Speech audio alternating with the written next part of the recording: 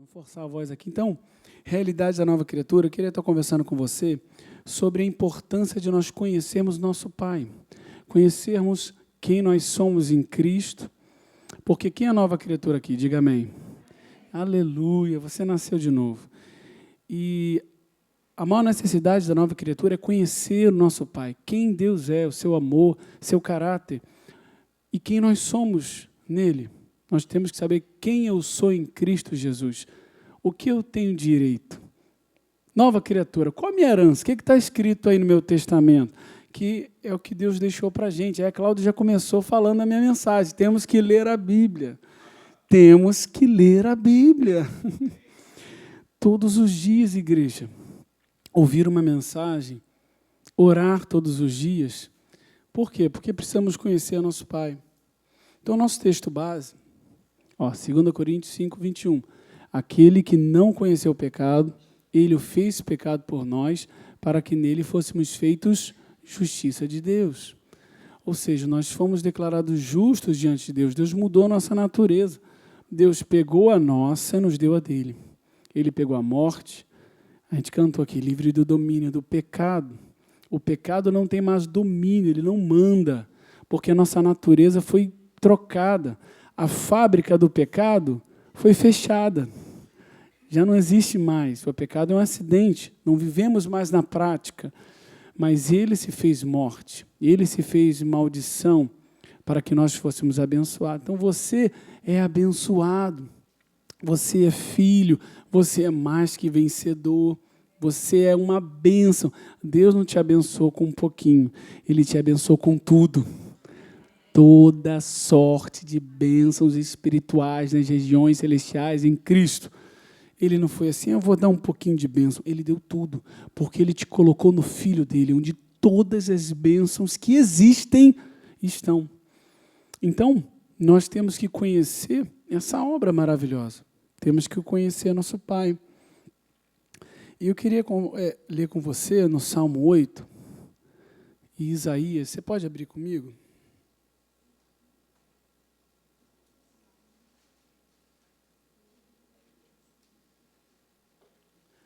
Salmo 8 fala do ser humano, né, que é tão pequeno, mas é tão amado por Deus.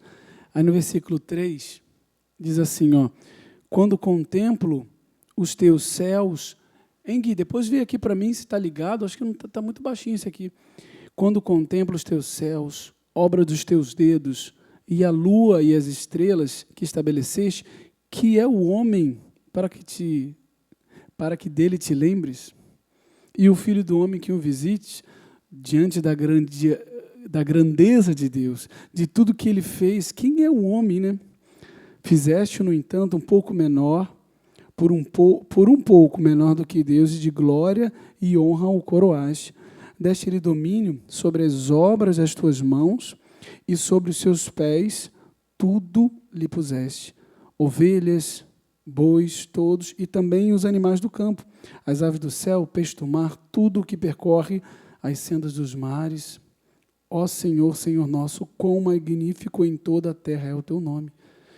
Ó Deus, Deus fez o homem tão pequeno, mas nos deu tão amado. Que honra, né? Recebemos domínio, recebemos autoridade. E esse é o nosso Deus. Amém, igreja? Agora abra comigo em Isaías 40. Falam de um Deus que é tão grande, Isaías 40, 22, e tão perto de nós. Isaías, a gente pode ler o 22, o 25 e o 26. Ele é o que está sentado sobre a redondeza da terra. Olha, já está falando que a terra era redonda, olha aí. Cujos moradores são como gafanhotos, pequenos. E ele quem estende os céus como cortina e os desenrola como tenda para neles habitar. 25. A quem, pois, me compararei para que eu lhe seja igual, diz o Santo. Levantai ao alto os olhos e vede. Quem criou essas coisas? Aquele que faz sair seu exército de estrelas, todas bem contadas, as quais ele chama pelo nome, Pode ser ele grande em força e forte em poder, nem uma só vem a faltar. Conhece todas as estrelas. Você sabe quantas estrelas tem? Muitas estrelas, né? Todo o universo está na palma das mãos dele. Se tem infinitas, ele conhece, porque na matemática é uma contradição, infinito, poder contar, mas Deus sabe todas. E sabe que essas estrelas falam de você, fala que ele conhece seu nome. Lembra que ele disse para Abraão, Abraão, né? Olha para o céu, as estrelas são sua descendência. Está falando de você, de todas as pessoas, ele te conhece, cada uma pelo nome. Esse é o nosso Deus. Então, esse Deus tão grande, qual é o maior clamor do coração das pessoas? Conhecer a Deus. Existe uma necessidade para que as pessoas conheçam esse Deus. Billy Graham diz que, ele tem uma frase dele, né, que cada pessoa tem um vácuo dentro de si que é do tamanho de Deus. Só Deus pode preencher o coração das pessoas. Mas como conhecer a Deus? Pastor, como é que eu vou conhecer a Deus? É com a minha mente? Não, não é com a mente, porque a mente não consegue alcançar. O homem ele é capaz de compreender tantas coisas naturais. Ele estuda as tempestades, relâmpagos, trovões, estuda o sistema solar, as estrelas, planetas, sabe tudo sobre transplantes, terremotos, mas desconhece o mais importante: quem é o verdadeiro Deus? Nosso Salvador. Nós precisamos disso. Mas como a gente alcança o nosso Deus? 1 Coríntios 8, o saber ensoberbece, mas o amor edifica. Se alguém julga saber alguma coisa, com efeito não aprendeu ainda como convém saber. Eu preciso ter um espírito ensinável. Pastor, eu já sei tudo de Deus. Eu já li, eu já sei, eu já fiz Atos, eu já ouvi o pastor Edmundo pregar várias vezes, eu já conheço. Não, se alguém julga saber alguma coisa, não aprendeu ainda como convém saber, porque nós seremos eternos aprendizes. Senhor, me dá mais. Pai, me ensina, eu quero aprender mais. Se você tem 30 anos na igreja, Pai, me ensina, eu quero aprender mais. Pai, fala comigo, porque a questão é o quanto eu dependo dele, não o quanto eu sei fazer, eu posso. Não, é me ajuda, Jesus. Eu creio que nós deveríamos falar umas 100 vezes por dia: Senhor, me ajuda. Pai, me ajuda. Você vai trabalhar, você vai dar aula, você vai conversar com alguém. Dentro do nosso desafio, precisamos da ajuda do nosso Pai. Então, a necessidade número 1 da igreja é o quê? É conhecer o nosso Pai. Conhecer quem Deus é. Quando você se aproxima do seu Pai, será que Ele vai me receber? Será que se eu errar, Ele vai puxar uma marreta e vai dar na minha cabeça? Será que Deus dá aquela coça, vai me quebrar todo? Não. Ele te levanta. Ele te levanta. Ele te protege porque você não cai no buraco. Ele está de braços abertos. Você conhece a parábola do filho pródigo, lá em Mateus 15, Lucas 15, se não me engano. O pai está de braços abertos para receber o filho. O filho fez coisa errada, abandonou o pai, considerou o pai como morto, foi embora, gastou de modo ilícito, imoral. Vou voltar para o meu pai, ver se ele me recebe como um dos seus empregados. E o lugar do filho é com o pai. Seu lugar é com o pai, hein? Seu lugar não é longe do pai, não. E voltou para o pai. Aí o pai estava olhando, procurando o filho. Não foi o filho que viu o pai, foi o pai que viu o filho. Primeiro, o pai viu o filho primeiro. Você pode falar comigo? O pai viu o filho primeiro. E o pai correu. Olha o interesse de Deus em estar com você. O interesse de Deus de se relacionar com você. Ele tomou a iniciativa de procurar. Quando o homem erra, Deus é cheio de paciência e misericórdia. Cheio de paciência e misericórdia. Quando você erra, Deus é cheio de paciência e misericórdia. E aí você tem que ir para onde? Para longe? Não, é para Ele. Mas eu errei. Mas aí que você corre para ele. Mas aí o diabo, ele quer passar uma imagem de Deus errada. Talvez você tenha tido um pai mau, aí pensa que Deus é da mesma maneira. Mesmo que você não tenha tido boas referências, Deus é um pai bom. Quando Adão cometeu o maior pecado, botando nas proporções, né, um grande estrago, né, vamos botar assim, Adão fez aquela coisa, comeu o fruto. Como é que Deus veio quebrando tudo? Veio com um pedaço, dando uma coça nele? Lógico que teve consequência. Mas olha, paciência. Eu falo isso como pai, né? Oh, Jesus, me dá paciência quando meus filhos fizerem errado. Vou com calma, deixa eu voltar para a câmera.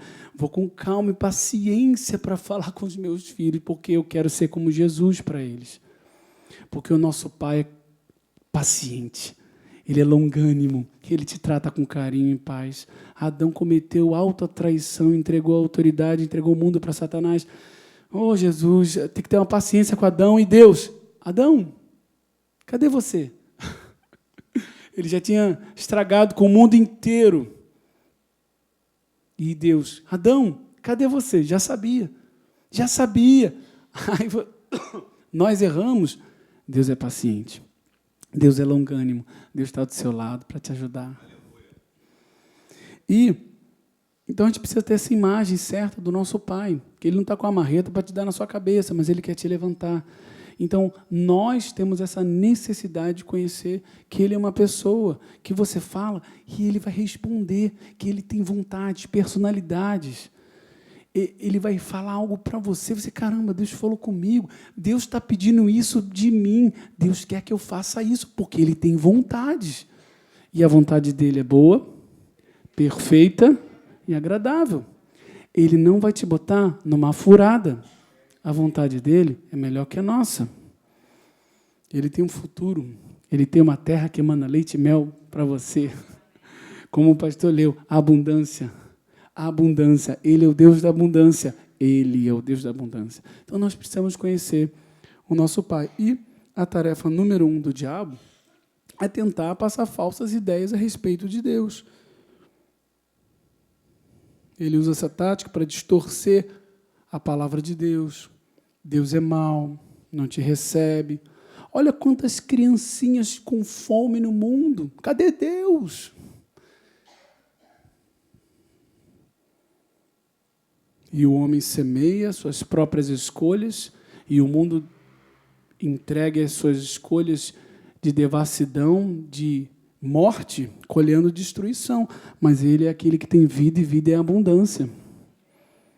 João 17, 3, 25, ó. E a vida eterna é esta, que te conheçam a ti, o único Deus verdadeiro. Olha, o que é a vida eterna? Conhecer a Deus. Você pode falar comigo, conhecer a Deus? A vida eterna, que te conheçam o único Deus verdadeiro, e é Jesus, Cristo a quem enviaste. Pai justo, o mundo não te conheceu, eu, porém, te conheci. E também, está aí? Esse aí, tá. E também estes compreenderam que tu me enviaste. Então, o que é a vida eterna? Conhecer a Deus. Conhecer a Deus é o que nós precisamos. Por isso, a Cláudia já começou aqui falando, temos que ler a Bíblia. Olha, meu povo está sendo destruído porque ele falta o quê? Conhecimento. Porque nós precisamos conhecer a Deus. Nós precisamos ler a Bíblia, não precisamos de um conhecimento natural, precisamos do sopro do Espírito Santo, porque senão seremos destruídos. Uma igreja forte é uma igreja que conhece a Deus, uma igreja forte está cheia da palavra, cheia do Espírito de revelação.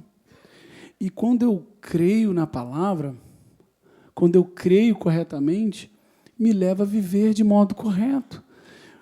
Veja, quando você tem uma revelação da verdade, ela te dá força para você viver de maneira correta. A graça de Deus te ensina a viver de maneira certa. A presença de Deus, a verdade vai estar em você. Ninguém te falou nada, mas isso está errado. mas alguma coisa, você pode até ler um texto e com base na verdade está errado. E na presença de Deus, o Espírito Santo pode te falar algo e dizer, olha, isso não é o certo. Porque crer corretamente sempre me leva a viver corretamente.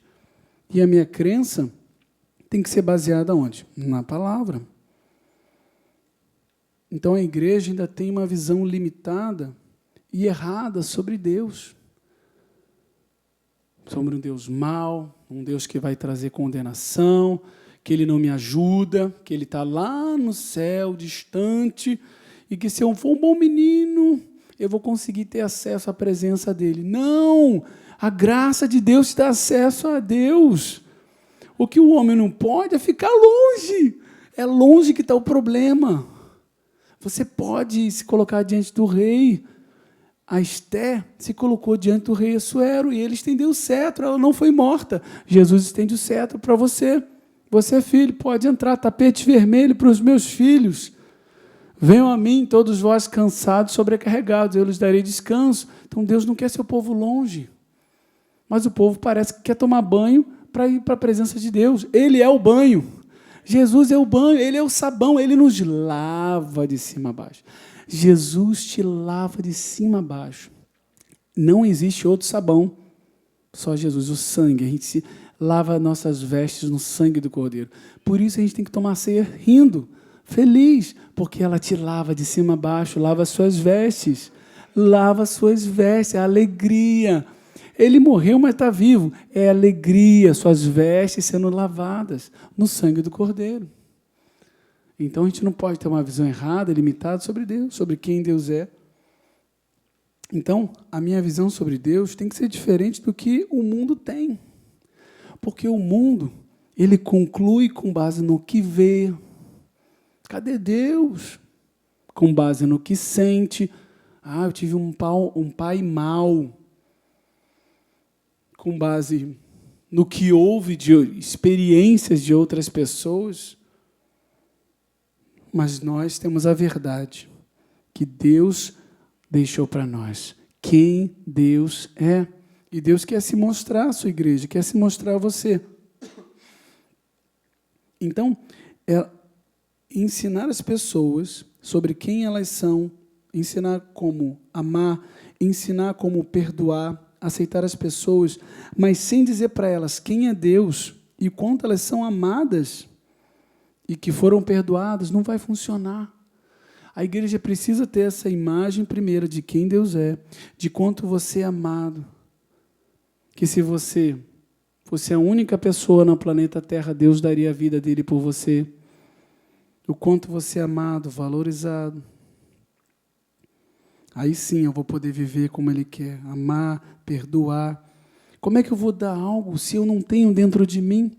Se eu não tenho a imagem certa de quem Deus é, de quem eu sou, se eu não tenho esse amor no meu coração, como é que eu vou botar para fora aquilo que não está dentro de mim?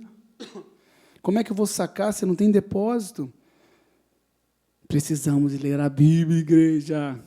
Eu quero te encorajar a você estar lendo a Bíblia todos os dias, a você estar orando todos os dias. Porque o mundo vai passar imagens do nosso Pai com base em teorias, conhecimento especulativo, meramente racional, hipóteses, suposições, baseadas em alguma coisa que ouviu, que não sabe. Não, você sabe, né? É que porque dizem. Quem diz? Quem está dizendo isso? É o calabouço, não vem da verdade. O que Deus diz? Aí as pessoas ficam com base em acontecimentos no mundo, guerra, fome, injustiça, doenças, maldades. Ou então fica com base, como eu falei, em experiências passadas, comparações, emoções. Então o mundo não conhece a Deus como um pai e tem uma falsa imagem dele. Mas Deus é um pai bom. Se o filho pedir um pão, o pai vai dar uma cobra? Se o filho pedir um peixe, o pai vai dar um escorpião, algo ruim? Aí Deus coloca, vocês sendo maus, sabem dar coisas boas aos filhos. Quanto mais vosso Pai dará o Espírito àqueles que pedirem. Ele te dá o que você precisa. O Senhor é o meu pastor Nada. Algumas coisas vão me faltar. Não, nada me faltará. Ele me leva a passos verdejantes. Ele me leva a águas tranquilas. Ainda que eu ande por um vale de aparente derrota, da sombra da morte, eu não vou temer, porque Ele está comigo. Eu tenho um Pai bom que cuida de mim, que me recebe de braços abertos. Ah, mas meu pai não me tratava bem. Mas Deus é o Pai perfeito. Ele é o Pai perfeito. Esse é o nosso Pai. Então, nós só podemos chegar a uma conclusão sobre Deus de uma maneira, é pela palavra dele. Só podemos concluir algo sobre Deus pelo que está escrito. Leia, abraça o que está escrito, a nossa herança está escrito. Não conclua nada sobre Deus com base no que você sente, com base no que você vê. Então, a Bíblia é a realidade máxima para a minha vida. É o bem mais precioso para eu conhecer verdadeiramente a Deus. Não tem outra fonte. O Espírito Santo vai te iluminar essa verdade no seu coração. Então, pela palavra de Deus, descobrimos o quê? Jesus veio nos revelar quem é o nosso Pai por meio de sua vida. Você olha para Jesus e você vê o próprio Deus. Você vê os atos de Jesus. Você quer conhecer o Pai? Quantos querem conhecer o Pai aqui? Diga amém. Olhe para Jesus. Jesus, mostra-nos o Pai. Aí Jesus respondeu, eu tenho estado convosco o tempo todo. Quem vê a mim, vê o Pai. Não, mas Deus é uma coisa, Jesus é bonzinho. Jesus é a expressão do Pai. Ele é a expressão do amor. Ele é a expressão da misericórdia. Jesus entrou na casa de Zaqueu. Não pode, ele é pecador. Ele não pode. Olha o amor de Deus, não com base nos atos das pessoas, mas querendo salvar. Não, Jesus, você é santo, não pode entrar na Zaqueu. Traziam mulheres adúlteras, mulheres chegavam para lavar os pés de Jesus. Não pode, não faz isso. Está gastando isso tudo com o mestre. Deixa vir. Ela fez uma boa ação para comigo. Lá no caso de Zaqueu, não, você não pode entrar. Jesus disse, eu não vim para os sãos, eu vim para os doentes. Eu vim para aqueles que precisam. Ah, mas será que Deus quer me curar? Olha para Jesus. Será que... Não, porque, pastor, eu sei que Jesus cura. Mas será que Ele quer me curar? Porque Deus não faz acepção de pessoas. Jesus não faz acepção. Ele curou uma irmãzinha. Será que Ele quer me curar? Um leproso se aproximou de Jesus e disse, Senhor, se o Senhor quiser, o Senhor pode me curar. O que Jesus respondeu? Vou pensar. Sim, eu quero. E aí com você é diferente? Sim, eu quero. É o mesmo Deus, é Jesus. Ele é o mesmo, ontem, hoje e será eternamente. Abra comigo lá em João 8.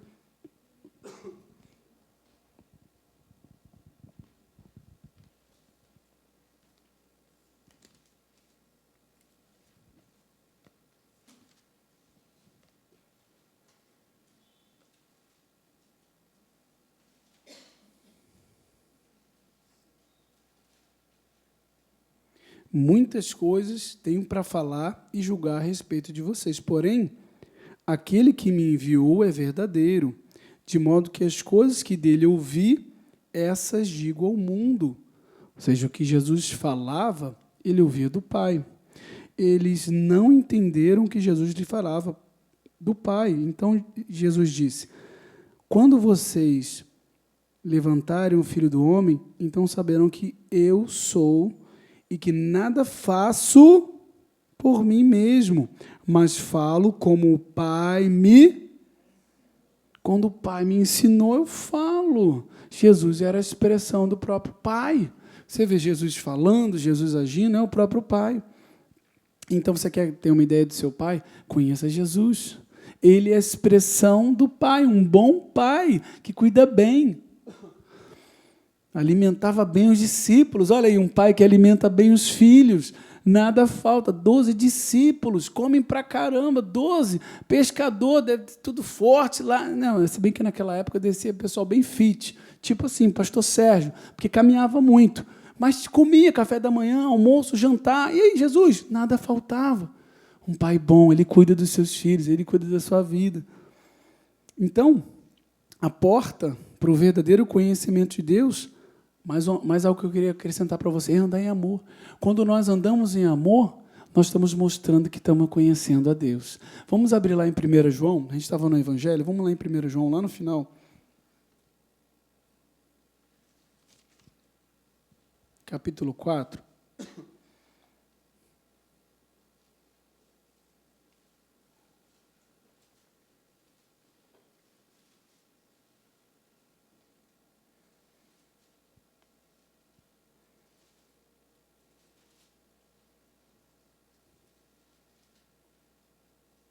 Amados, amemo-nos uns aos outros, porque o amor, 1 João capítulo 4, versículo 7.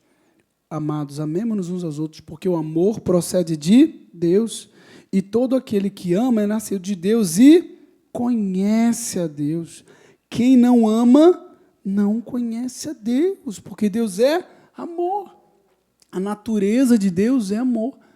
Se andamos em amor, temos mostrado que temos conhecido a Deus. Deus espera que nós mostremos ao mundo o amor dele, mas ele é amor. Ele não contém um pouquinho de amor, ele é amor. A essência de Deus é amor transbordante. E ele quer que a sua igreja transborde desse amor.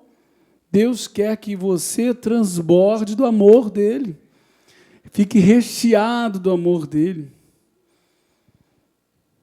Deus é caminhar em amor uns para com os outros.